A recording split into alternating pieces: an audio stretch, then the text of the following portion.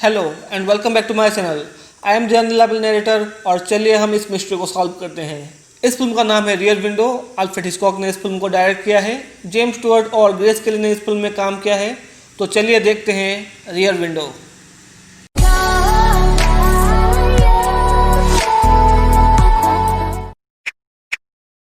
Jeff एक professional photographer है। उसका एक एक्सीडेंट हुआ था और उसकी एक टांग टूट गई है, इसलिए वो चेल्सी मैनहट्टन के एक अपार्टमेंट में व्हीलचेयर बाउंड है। नेक्स्ट वीक उसका प्लास्टर खुलेगा और वहाँ रहते रहते वो एकदम बोर हो चुका था। अपना टाइम पास करने के लिए वो अपने अपार्टमेंट के रियर विंडो के थ्रू अपने कुछ नेबर्स को देखता था। उसके कुछ नेबर्स है, एक डांसर, एक सिंगल लोनली वुमन, एक म्यूजिक कंपोजर, कुछ इंटरेस्टिंग कपल्स और एक ट्रैवलिंग ज्वेलरी सेल्समैन जिसकी वाइफ बीमार है और बेड रिडन है। उसकी एक गर्लफ्रेंड भी है, लिसा, जो कि एक सोशलिट है, यानी वो बहुत रईस है। वो हाई सोसाइटी लोगों के साथ मिलती है। उसकी फैशन सेंस बहुत अच्छा है। और स्टेला एक इंश्योरेंस कंपनी की नर्स है जो जेफ के अपार्टमेंट को रोज आती है, उसका काम करती है, उसका खाना बनाती है, मालिश कर देती है, उसका बिस्तर बना देती है। जेफ लिसा के साथ शादी नहीं करना चाहता क्योंकि वो शादी के लिए अभी रेडी नहीं है। और लिसा बहुत ही ब्यूटीफुल, सोफिस्टिकेटेड और परफेक्ट है। उसकी हाई प्रोफाइल लाइफ है। और जेफ एक एडवेंचरर फोटोग्राफर है। उससे बहुत जगह ट्रैवल करना पड़ता है। उनके बीच इन सब डिफरेंसेस के लिए वो शादी नहीं करना चाहता। एक रात उसकी गर्लफ्रेंड उसके अपार्टमेंट को आती है और जेफ प्लेफुली उसे अपना नाम पूछता है और वो बोलती है, Lisa? Carol? Fremont? ये जेफ का आखिरी वीक है उस अपार्टमेंट में व्हीलचेयर में और वो बोर हो रहा था, इसलिए लिसा उसके साथ टाइम स्पेंड करने के लिए आई थी। वो अपने सोशलाइट लाइफ के बारे में, अपने वर्क के बारे में बोलती है। जेफ उसका हल्का सा मजाक उड़ा देता है क्योंकि वो इन सब में इंटरेस्टेड ही नहीं। लिसा इनडायरेक्टली उनके रिलेशनशिप को आगे बढ़ाने की बातें करती है, लेकिन जेफ उसके बातों को काउंटर करता है। लिसा पूछती है कि वो क्यों जेफ के लाइफ का हिस्सा नहीं बन सकती। जेफ उसे समझाता है कि वो एक ट्रैवलिंग फोटोग्राफर है, उसकी लाइफ बहुत डिफिकल्ट है। कभी कभी उसे जंगल में रात बिताना पड़ता है, कभी कभी जो खाना नहीं चाहिए उसे खाना पड़ता है। ठंड में हो या फिर बारिश में हो, बाहर रहना पड़ता है। और ये लाइफ लिसा के लिए नहीं बनी है। लिसा एम्बेरस हो जाती है, वो नाराज होकर चली जाती है। जाने से पहले वो कहती है कि वो जेफ से बहुत प्यार करती है और उसके साथ रहने के लिए कुछ भी करने के लिए तैयार है। फिर हम देखते हैं कि रात का टाइम था, बिल्कुल सुनसान। फिर जेफ अपने विंडो के थ्रू देख रहा था। अचानक वो एक औरत की चीखने की आवाज़ सुनता है। फिर कुछ देर बाद रात के 2 बजे बारिश होने लगता है। वो अपने विंडो से देखता है कि वो जो ट्रैवलिंग ज्वेलरी सेल्समैन था, इतनी रात को बारिश में एक बड़ा सूटकेस लेके कहीं जाता है और फिर आधे घंटे के बाद लौटता है। फिर कुछ देर बाद वो सेल्समैन दोबारा सूटकेस लेके जाता है और फिर वापस आता है। फिर जेफ को नींद लगी और वो सो गया उसी व्हीलचेयर पर। फिर हम देखते हैं कि वो सेल्समैन अगली सुबह अपनी पत्नी के साथ कहीं निकल जाता है। जेफ तब सोया हुआ था। फिर सुबह स्टेला आती है, उसे मालिश कर देती है। तब वो बोलता है कि पिछली रात जो हुआ उसके वजह से वो कंफ्यूज्ड है। क्यों वो सेल्समैन ब्रीफकेस लेके आधी रात को बारिश में बाहर गया था 3 बार और 3 बार वापस क्यों आया। उसे लगता है कि वो सेल्समैन ने अपने अपार्टमेंट से कुछ चीज़ें बाहर ले गया। फिर वो दोनों देखते हैं कि वो सेल्समैन अपने विंडो के बाहर देख रहा था। जेफ और स्टेला पीछे आ जाते हैं। वो कुछ अजीब सा देख रहा था, जैसे कि कहीं उसे कोई देख ना ले। और हाँ, सुबह से उसकी पत्नी दिखाई नहीं दे रही थी। फिर जेफ देखता है कि वो सेल्समैन अपना सूटकेस साफ कर रहा था। अब वो बाइनोकुलर से देखने लगता है और भी नज़दीक से देखने के लिए वो अपना कैमरा एक बड़ा लॉन्ग फोकस लेंस निकालता है।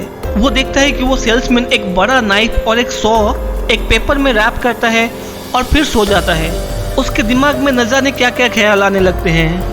उसी शाम को लिसा जेफ के अपार्टमेंट को आती है। लिसा रोमांटिक मूड में थी, पर जेफ का दिमाग उस सेल्समैन की वाइफ की तरफ था क्योंकि वो बेड रिडन है और सुबह से उसने उसे देखा नहीं था। वो लिसा से पूछने लगता है कि एक सेल्समैन आधी रात बारिश में एक सूटकेस लेकर 3 बार बाहर क्यों जाता है और क्यों 3 बार घर लौटता है। पता नहीं उसके दिमाग में क्या हुआ। फिर वो पूछता है कि एक आदमी एक ह्यूमन बॉडी को कैसे काटना शुरू करेगा। लिसा को ऐसी बात से डर लगने लगता है। फिर जेफ देखता है कि वो सेल्समैन अपने घर लौटता है। उसके हाथ में एक बड़ी रस्सी थी जेब बाइनोकुलर से देखने लगता है। लिसा नाराज हो जाती है कि जेब कैसे दूसरे के घर को झांक कर देख रहा है बाइनोकुलर से। जेब लिसा को समझाना चाहता है कि क्या हुआ था, पर वो सुनना ही नहीं चाहती। वो बोलती है कि किसी के पर्सनल अफेयर्स में घुसना नहीं चाहिए, किसी और के घर में झांक कर ऐसे देखना नहीं चाहिए। क्या चल रहा है क्या नहीं चल रहा है उससे कोई लेना देना नहीं है। फिर अचानक वो देखती है कि वो सेल्समैन एक बड़े बॉक्स को एक रस्सी से बांध रहा था। तभी वो इंटरेस्टेड होती है कि क्या हुआ होगा और जानने के लिए जेब से पूछती है। जेब उसे पूरी कहानी कहता है। लिसा अपने घर लौटने से पहले उस सेल्समैन की बिल्डिंग को जाती है और उसका नाम, रूम नंबर सब पता करके जेब को बोलती है। उस सेल्समैन का नाम था लार्स थोरवल्ड। जब जेब को स्ट्रांगली फील होता है कि कुछ ना कुछ गड़बड़ है, वो अपने पुलिस फ्रेंड को फोन करके ये सब बताता है और उसे अपने अपार्टमेंट में बुलाता है। फिर जेब और स्टेला देखते हैं कि वो सेल्समैन के घर 2 कुरियर वाले आते हैं और एक रिसीट देकर वो बड़ा बॉक्स ले जाते हैं। फिर वो सेल्समैन एक लॉन्ग डिस्टेंस कॉल करता है। फिर कुछ टाइम बाद जेब का फ्रेंड डॉयल, जो कि एक पुलिस है, उसके अपार्टमेंट में आता है। वो कुछ जनरल पूछताछ करता है, लाइक क्या जेब ने मर्डर होते हुए देखा है या फिर डेड बॉडी को उसने देखा है क्या। वो मानता ही नहीं कि ऐसे कुछ मर्डर हुआ होगा। जेब उसे कन्विंस करने की कोशिश करता है और बहुत समझाने के बाद वो अनऑफिशियली इन्वेस्टिगेट करने के लिए राजी होता है। डॉयल फिर चला जाता है और जेब देखता है कि उसके पड़ोस का एक कुत्ता वहीं पे एक गार्डन के पर्टिकुलर स्पॉट को खोदने लगता है। तभी वो सेल्समैन वहां आ जाता है और उस कुत्ते को भगा देता है और उस खुदे हुए स्पॉट को कवर अप कर देता है। जेब को यहाँ डाउट लगता है। फिर वो पुलिस थोड़ा छानबीन करके जेब के पास आता है और उस सेल्समैन के बारे में कुछ इन्फॉर्मेशन जेब को कहता है। वो और कहता है कि उस बिल्डिंग के सुपरिटेंडेंट और कुछ टेनेंट्स ने बताया है कि पिछली सुबह वो सेल्समैन अपने बीवी को ट्रेन स्टेशन छोड़ने गया था, उसकी बीवी अपने घर चली गई। जेब कन्विंस नहीं होता। वो डॉयल को उस घर के अंदर जाके सर्च करने के लिए बोलता है, पर वो मना कर देता है। बिना सबूत के या फिर वारंट के वो किसी के घर के अंदर सर्च नहीं कर सकता। डॉयल फिर कहता है कि वो सेल्समैन के मेल बॉक्स में एक लेटर देखा था जिसमें लिखा था कि उसकी वाइफ सेफली उनकी घर पहुंच चुकी है। तभी जेब को अपने ओपिनियन पर थोड़ा डाउट होने लगता है। जाते जाते वो कहता है कि वो रेलवे स्टेशन जाएगा और थोड़ा इंक्वायरी करेगा। उसी शाम जेब देखता है कि वो सेल्समैन लॉन्ड्री से कुछ ड्रेस लेके अपने घर आता है और अपनी ड्रेसेस पैक करने लगता है। उसे लगा कि शायद वो अपना घर छोड़कर चला जाएगा, इसलिए वो डॉयल को इंस्टेंटली फ़ोन करता है, लेकिन वो घर पे नहीं था। फिर जेब देखता है कि वो सेल्समैन अपने वाइफ के पर्स में से ज्वेलरी निकाल कर किसी और को कॉल करता है। तभी वहाँ लिसा आती है। जेब उसे बोलता है कि वो सेल्समैन अपने ड्रेस पैक कर रहा है इस जगह को छोड़कर चले जाने के लिए। लिसा एक वुमेन्स पॉइंट ऑफ व्यू से कहती है कि एक औरत कभी अपने पर्स और ज्वेलरी के बिना कहीं लॉन्ग ट्रिप पर नहीं जाती है। फिर डॉयल आता है वहाँ। वो कहता है कि वो सेल्समैन अपनी बीवी को ट्रेन में बिठाकर उनके घर भेज दिया है और उस बड़े बॉक्स के अंदर उसने चेक किया था कि उस औरत का ड्रेसेस था। उस बॉक्स का लॉक टूट गया था, इसलिए वो बड़े रोप से बांधा था। जेफ और लिसा अपने पॉइंट ऑफ व्यू कहने लगते हैं, लेकिन डॉयल उनकी हर बात को रॉन्ग प्रूव कर देता है। उसके बाद वो डॉयल बोलता है कि वो बॉक्स उनके घर डिलीवर हो चुका है और उस सेल्समैन की वाइफ मिसेस एना थोरवल्ड ने उस कुरियर को रिसीव किया है। इससे जेफ और लिसा के पास और कुछ नहीं था बोलने के लिए। फिर वो इस पूरी बात को इग्नोर करने लगते हैं। फिर अचानक एक औरत की चीखने की आवाज़ आती है। लिसा और जेफ देखते हैं कि किसी ने उनके नेबर के उस कुत्ते को मार दिया है और पूरा मोहल्ला इकट्ठा हुआ है अपने अपने बालकनी में।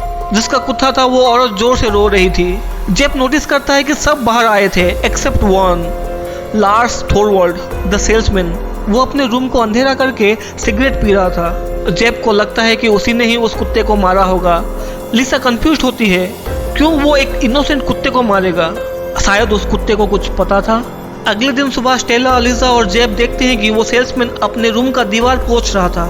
फिर जेफ एक बात नोटिस करता है कि वो कुत्ता जिस जगह पे खोद रहा था उस जगह पे जो फूल लगा हुआ था उस फूल को निकाला गया है और फिर से लगाया गया है। लिसा सोचती है कि शायद वो नाइफ और सॉ को वहाँ फूल के नीचे छुपाया गया है। फिर जेफ के दिमाग में एक आइडिया आता है। वो एक पेपर में उस सेल्समैन के लिए एक मैसेज लिखता है, what have you done with her.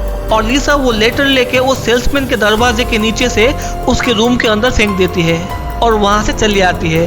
वो सेल्समैन वो लेटर पढ़ता है और उसका एक्सप्रेशन पूरा चेंज हो जाता है। जेफ कंफर्म हो जाता है कि उसी ने ही उसके वाइफ का मर्डर किया है। लिसा वापस जेफ के अपार्टमेंट में चली आती है। वो और स्टेला ये जानना चाहते हैं कि उस गार्डन में जहाँ वो कुत्ता खोद रहा था वहाँ क्या है। वो वहाँ जाके देखना चाहते थे, जेप मना करता है पर वो सुनते नहीं, इसलिए वो क्या करता है, वो टेलीफोन डायरेक्टरी फ़ोन बुक से उस सेल्समैन का फ़ोन नंबर पाके उसे कॉल करता है और बड़े ही चालाकी से उसे अल्बर्ट होटल को बुलाता है। इसी बहाने वो घर से दूर चला जाएगा और लिसा और स्टेला को टाइम मिल पाएगा कि वो गार्डन में छुपाया हुआ चीज़ देख पाएंगे। वो सेल्समैन घर से निकलता है और स्टेला और लिसा भी नीचे आते हैं। जाने से पहले जेप उन्हें कहता है कि कोई एक उसके विंडो की तरफ देखता रहे ताकि जब वो सेल्समैन आए वो इशारा कर सके। लिसा और स्टेला एक शॉवल लेके गार्डन को जाते हैं और स्टेला खोदने लगती है और लिसा वहाँ साइड पे खड़ी हुई थी। जेप उसके पुलिस फ्रेंड डॉयल को फ़ोन करता है पर वो घर पे नहीं था। लिसा और स्टेला को वहाँ कुछ नहीं मिलता है, इसलिए लिसा उस सेल्समैन के घर के अंदर जाने की कोशिश करती है। जेप नहीं चाहता है मगर वो कुछ कर भी नहीं सकता, आवाज़ देकर मना भी नहीं कर सकता। लिसा सीढ़ी चढ़कर उस सेल्समैन की बालकनी और फिर विंडो के थ्रू उसके घर के अंदर पहुंच जाती है। जेप उसे दूर से देखता है। लिसा उस बेड पर एक पर्स देखती है लेकिन उस पर्स के अंदर कुछ भी नहीं था। फिर वो कुछ ज्वेलरी पाती है और एक रिंग भी पाती है, लेकिन तभी जेप और स्टेला देखते हैं कि वो सेल्समैन वापस आ रहा है। स्टेला और जेप पूरा घबरा जाते हैं। ये एक बहुत ही नेल बाइटिंग इंटेंस सीन है। जेप तभी लोकल पुलिस को फ़ोन करके उस सेल्समैन का एड्रेस देता है और कहता है कि उस घर के अंदर एक आदमी एक औरत को मार रहा है। फिर सेल्समैन अंदर आता है। लिसा छुपने के लिए जगह ढूंढती है और तभी वो सेल्समैन उसे देख लेता है, उसे पकड़ लेता है और उसे वो ज्वेलरी मांगता है। लिसा वो सेल्समैन को एक्सक्यूजेस देने लगती है और वहाँ से निकलने की कोशिश करती है, लेकिन वो लाइट ऑफ करके उसके साथ ज़बरदस्ती करता है। तभी पुलिस और कुछ नेबर्स आ जाते हैं। वो लिसा से क्वेश्चंस पूछते हैं। लिसा को पता था कि जेप अपने लॉन्ग लेंस से उसे देख रहा होगा, इसलिए वो रिंग पीछे से दिखाता है। वो रिंग उस सेल्समैन की वाइफ की है। वो सेल्समैन भी ये देख लेता है और जेप और स्टेला को भी देख लेता है। ये एक आइकॉनिक मोमेंट है। जेप और स्टेला पीछे चले जाते हैं और अपना लाइट ऑफ कर देते हैं, पर उससे पहले उस सेल्समैन ने उन्हें देख लिया था। तभी पुलिस लिसा को अरेस्ट करके पुलिस स्टेशन ले जाते हैं। जेप स्टेला को कुछ पैसे देती है लिसा की बेल कराने के लिए। स्टेला वहाँ से पुलिस स्टेशन के लिए निकल जाती है। जेप डॉयल को फ़ोन करता है और क्या क्या हुआ सब कुछ बोलता है। वो कहता है कि लिसा अरेस्ट हो चुकी है और उस सेल्समैन को भी पता चल चुका है कि जेप उसे देख रहा था, इसलिए वो उसे अपने घर को जल्दी बुलाता है। फिर वो फ़ोन रख देता है और देखता है कि वो सेल्समैन का घर का लाइट पूरा ऑफ है। फिर उसे एक फ़ोन कॉल आता है। उसे लगा कि डॉयल ने फ़ोन किया होगा। वो बिना पूछे कॉल पे कह देता है कि वो सेल्समैन कहीं चला गया है, लेकिन फ़ोन के अदर एंड पर कुछ आवाज़ नहीं आई। जेब जान पाता है कि शायद उस फ़ोन के अदर साइड पर वो सेल्समैन था। हम उसके चेहरे पर डर देख सकते हैं। कोई पास नहीं है मदद करने के लिए। वो क्या करेगा कुछ जान नहीं पाता। फिर एक डोर खुलने की आवाज़ वो सुनता है। वो किसी को फ़ोन करके बुला भी नहीं सकता। वो साइड रूम जाके छुपना चाहता है पर नहीं हो पाता। तभी वो किसी के आने के फुटस्टेप सुनता है। फाइनली वो कुछ और आइडिया ना पाके वो अपने कैमरा के फ्लैश बल्ब्स को पकड़ के अपने व्हीलचेयर को थोड़ा पीछे करता है ताकि उसका चेहरा दिखाई ना दे शैडो के लिए। तभी वो सेल्समैन वहाँ चला आता है और उसका दरवाज़ा खोलता है। वो जेब से सवाल पूछता है कि वो क्या चाहता है। वो लड़की उसे पुलिस के हवाले क्यों नहीं की। वो कहता है कि उसके पास पैसे नहीं है देने के लिए, लेकिन जेब उसके किसी भी सवाल का आंसर नहीं देता, बस अंधेरे में बैठा हुआ था। वो सेल्समैन गुस्से से कहता है कि उसे अपना रिंग चाहिए। फिर जेब बोलता है कि वो रिंग अब पुलिस के पास है। फिर वो सेल्समैन जेब की तरफ आगे बढ़ता है। जेब उस लाइट बल्ब को फ्लैश कर देता है जिससे बहुत ही हैवी लाइट निकलता है और उस सेल्समैन की आंखों पर बहुत प्रेशर पड़ता है और वो वहीं रुक जाता है कुछ देर के लिए। ऐसा वो 2-3 बार करता है। तभी लिसा और डॉयल उस सेल्समैन के घर पहुंचते हैं। जेब अपने रियर विंडो से उन्हें देख लेता है और उन्हें जोर से आवाज़ देता है। वो सेल्समैन जेब का गला दबाने की कोशिश करता है। जेब भी बहुत स्ट्रगल करता है। उस एरिया के दूसरे लोग अपने अपने बालकनी से देखने लगते हैं। वो सेल्समैन जेब को पकड़कर उसके खिड़की के नीचे फेंकने की कोशिश करता है। फिर पुलिस जल्दी से आके पीछे से उस सेल्समैन को पकड़ लेती है और जेब उस विंडो के बाहर लटका हुआ था। उसकी मदद करने के लिए पुलिस आ रही थी कि वो नीचे गिर जाता है। डॉयल, लिसा और स्टेला और बहुत सारे लोग उसके पास चले आते हैं। फिर एक पुलिस कहता है कि वो सेल्समैन ने अपना जुर्म कबूल किया है और उसके पत्नी के बॉडी पार्ट्स को ईस्ट रिवर के पास कहीं कहीं दफना दिया है। फिर लास्ट सीन में हम देखते हैं कि जेब की दूसरी टांग भी टूट गई है। इसका मतलब वो और 8 वीक्स उस अपार्टमेंट में रहेगा और उसके पास लिसा थी, फैशन मैगजीन पढ़ रही थी। यहीं पे फिल्म ख़त्म हो जाता है। So thank you for watching this video. ये अल्फ्रेड हिचकॉक मूवी सीरीज़ की लास्ट फिल्म थी। आशा करता हूँ ये सीरीज़ आपको पसंद आई होगी। इस अक्टूबर को हम हिंदी सिनेमा की कुछ मिस्ट्री फिल्म को सॉल्व करेंगे। So stay tuned and see you in next video. Bye bye.